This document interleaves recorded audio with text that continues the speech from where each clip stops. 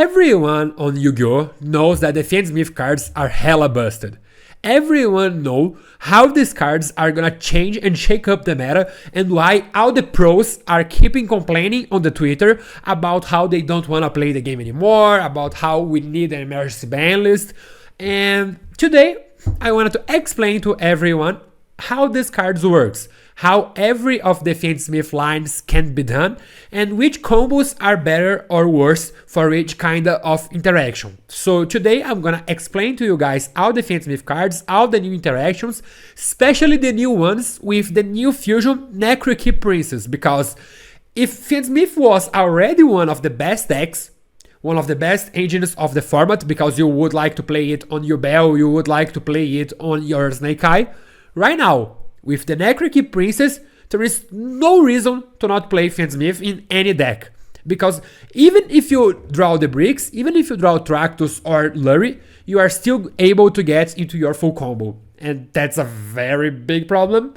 But before going for this problem and explaining everything, I have to first ask you to please give me a like, give me a subscribe, comment anything down below on the comment section, because this will help us to keep growing our channel. A lot of people who watch this channel are not subscribed, so if you could please subscribe to this channel, I would really appreciate it, okay? With that being said, let's talk about the Fiendsmiths. The main card of this deck, of this new engine, is the Fiendsmith. It's a level 6 light Fiend monster. You can discard this card and you add one Fiendsmith spell trap from your deck to your hand. You can target one Fiendsmith equip card you control and one monster on the field, send them to the graveyard. So basically this is a way to try to clear the opponent board while going for game. And if this card is in your graveyard, you can shuffle one other light Fiend monster from your graveyard into your deck or extra deck and special summon this card. Usually the spell trap that you are going to add to your hand is Fiendsmith Tractus. Lets you add one light Fiend monster from your deck to your hand, then discard one card. Has a secondary effect on graveyard that you can banish this card to fusion summon user monsters from your field and your hand, but you're pretty much not gonna use this effect. The card you are gonna add over Tractus is Fabled Lurie. If this card is discarded to the graveyard, you can special summon it. That's basically a brick that you can use, but now with the new fusion of the Necrokeep Princess, it's not even a brick anymore. It's now a playable card. If you draw it, you can still try to get your plays going. So yeah, well, it's an amazing deck. Now, with the new card, we can even discuss, because most likely you are just gonna use these 5 cards in your main deck.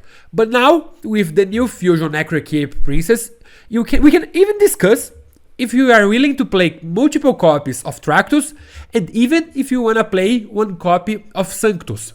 Sanctus, if you control no face-up monsters or all face-up monsters you control are light Fiend monsters, you can special summon one Fiendsmith token and you cannot declare attacks for the rest of the turn except with Fiend monsters. And if a face-up Fiendsmith monster you control is destroyed by opponent card effect while this card is on the graveyard, you can set this card. Okay, so we read all the Fiendsmith cards, let's talk about the extra deck, because it's on the extra deck that these cards get really busted. So we have the link 1, Fiendsmith Requiem. It just requires you one light Fiend monster, and you can only special summon it once per turn. During the main phase, you can tribute this card and special summon one Fiendsmith monster from your hand or deck.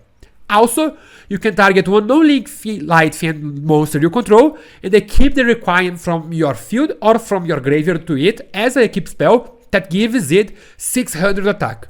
The link 2 is Sequential. Asks you 2 monsters, including a light Fiend monster. During your main phase, you can fusion summon one Fiend fusion monster from your extra deck by shuffling its material from your graveyard into the deck. And also, as Requiem, you can target one non-link light Fiend monster you control and then keep the Sequential from your field or from your graveyard as a keep spell that gives the effect of your opponent cannot target the keeped monster with card effects. So the fusions you are willing to make, the first one is Lacrimosa, asks you 2 light Fiend monsters, and monsters your opponent controls lose 600 attack. If this card is fusion summoned, you can target one light Fiend monster in your graveyard or in your management, and either add to your hand or special summon it. And if Lacrimosa is sent to the graveyard, you can shuffle one other light Fiend monster from your graveyard into your deck or extra deck, and inflict 12k of damage to your opponent. And then we also have the Dias Irae. I feel like this card is not gonna be played as much as the other Fiendsmith cards, but I still think it's worth to talk about it. As material, it requires you to use the Fiendsmith and 2 light Fiend monsters. It can negate the effect of numbers of face-up cards on the field up to the total link rating of link monsters equipped to this card until the end of the turn. So if you equip it with Sequential, you can negate up to 2 cards on field with Diazirai. And the other important effect, if this card is sent to their graveyard, you can shuffle 1 other light Fiend monster from your graveyard into the deck or extra deck, then target 1 card on the field and send it to the graveyard. Now, a card that everyone discussed about how important it is and everyone freaked out when it got announced that it was gonna be released on Infinity Forbidden is the Moon of the Closed Sky. It requires you 2 effect monsters and the effect at this point is basically irrelevant. We are not going to use the effect of the Moon of the Closed Sky because what we are gonna do is just that it's a link to generic Fiend light monster. So if you are going to go to your Fiendsmith place and you don't have your Fiendsmith cards yet, you can just go for Moon of the Closed Sky and then that's the Fiend light monster you need to get into your Requiem. So that's the important. And then all the good monsters are level 6, so you can basically access your Beatrice, and Beatrice can also dump Samsara de Lotus to access it by Muckracker, or can even maybe you can mill your Snake Eye Ash to access it with Promethean Princess. If you are just worried about Nibiru, you can just go for Wave King High King Caesar. You can even go for Apollousa, or with the Necrokeep Princess, you can even go further on your plays. You can go further on your possible plays, even if you are bricked, because this card just lets you do so. I think it's gonna be easier to look at how strong this engine is if we look into the replays. But the first thing you have to have in mind is that the Fiendsmith cards, they are not gonna upgrade your end board. And if they are going to do so, it's not by a lot. They are most likely cards that will help you to have more resilience through your combo. So now hand traps are basically worthless, especially with the release of Necrokeep Princess. This card basically makes hand traps worthless against many of the Fiendsmith decks. I'm gonna show you just in a moment. So the first combo is if you hard open with the Fiendsmith, you're gonna discard it, you're gonna add Tractus from your deck to your hand, Tractus is gonna add and discard Lurry, Lurry is gonna summon itself, and that's the Fiend light monster you need for Requiem. Requiem effect is gonna tribute itself to summon another copy of the Fiendsmith, and you're gonna use the Fiendsmith from your graveyard to summon itself by shuffling Lurry. If you wanna go for Wave King High King Caesar right now, you could, but you are pretty much always going for Sequential. Now you are gonna use Sequential effect, fusioning, using Requiem and then Fiendsmith to summon Lacrimosa. Lacrimosa effect is gonna summon back the Fiendsmith, and here you could go for Apollousa with 3 materials and then go for your play. That's why we needed to ban Apollousa. But you also could go for Beatrice. Beatrice here can dump even Samsara de Lotus or Snake Eye Ash, and then you can go for your Muckracker to summon back your Samsara de Lotus, or you can go for your Promethean Princess to bring back your Snake Eye Ash.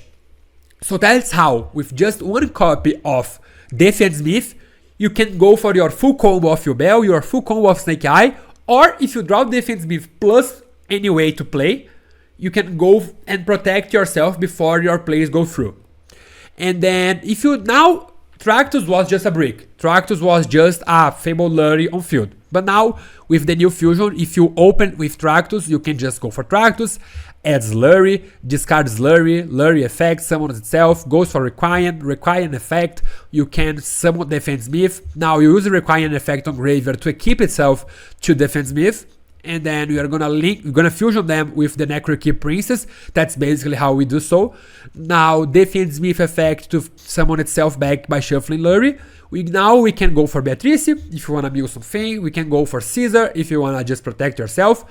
But if you draw anything else, like for example a second copy of Ash Blossom, we can go for Sequential. Sequential can make the Lacrimosa fusion, and then we just normal summon the Effect Veiler and go for Apollousa, or we go for a Link Tree there. It's up to you to decide what you are gonna do. Then, if you just open with Snake Eye Ash, you can also access your Fiendsmith part of the combo. How? You're gonna normal summon Snake Eye Ash, adds the Snake Eye Poplar, Poplar summons itself, puts the Divine Temple face up, you are gonna put face up your copy of Snake Eye Jabel Star, and then Snake Eye Ash effects, sends itself plus Jabel Star to summon Oak, and then Oak effects summons Snake Eye Ash back. And now, with Poplar plus Snake Eye Ash, you are gonna go for Moon of the Closed Sky. Poplar is gonna put the Snake Eye Jabel Star back to the Spell Trap Zone, and then the Moon of the Closed Sky is gonna become a Fiendsmith Requiem.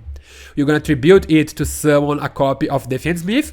Now Snake Eye Jabel Star is gonna summon itself, Snake Eye Oak is gonna send itself plus Poplar to summon Flamberge, and now you are gonna use these two to go for Sequentia. Sequentia effect to fusion, you're gonna fusion using Requiem and Moon of the Closed Sky to summon your copy of Lacrimosa. Lacrimosa effect adds back the Fiendsmith to your deck from your graveyard to your hand, and then you're gonna use the Fiendsmith effect, add Tractus, activates Tractus, adds Lurry, discards Lurry, summons back Lurry. Then you can basically fusion summon with your, you can just link summon with your Flamberge, goes for IP Masquerena, you can go for Promethean Princess, summons back Flamberge, here you go for Hita because we are gonna go for a Palooza play, but then the Fiendsmith summons itself by shuffling the Fabled Lurry. Some decks are playing Sunlight Wolf, because here you could go for Sunlight Wolf, and then with Lacrimosa and then Fiendsmith, you make Beatrice, and you are gonna do Chainlink 1 of Sunlight Wolf, Chainlink 2 Beatrice to dump Ash Blossom and get back Ash Blossom from your graveyard to your hand. I feel like, even though it's a very cool combo, I feel like there is no room on your extra deck to play Sunlight Wolf. So I'm gonna show you guys another way that you can improve your end board by using the Fiendsmith cards. We go for Beatrice, Beatrice dumps a copy of Jabel Star, then we go for Celine. Celine now has 1, 2, 3 spells to gain the counters, so we're gonna summon back your Jabel Star. Jabel Star effect is gonna use its effect to set a copy of Silvera, and I feel like Silvera is gonna become way more important right now because people are gonna start playing board breakers, so should be fine to play a copy of the Silvera on your deck. And then you go for a Palooza and you pass with them.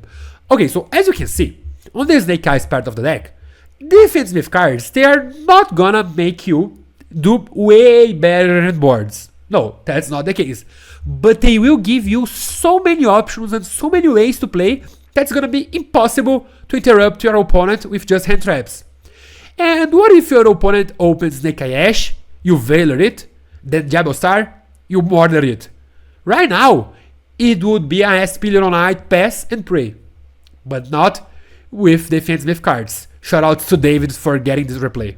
But well, we're gonna link these two into Moon, and then we're going for Requiem. Requiem effect is gonna attribute itself to summon the Fiendsmith, and then Requiem effect, we're gonna fusion them for the new fusion. This is just a proxy of the new fusion, the Necrokeep's Sword. And then now the Fiendsmith summons itself back. We go for Beatrice. Beatrice effect, dumps original. Original Sinful Spoil banishes itself and shuffles Jabel Star back to the deck, so we can add Poplar. Poplar effect summons itself. Poplar gets Field Spell gets into Snake Eye Jabel Star. Here you go for IP, then you go for Snake Eye Jabel Star, and then you go for Promethean Princess, and you can make your full combo. So that's why everyone is complaining. And I feel like this is way worse just because they released basically a custom card for the Fiendsmith. Because it was already one of the best decks, most likely the best deck, and somehow with one TCG exclusive, they could turn it into an, I think that is way worse.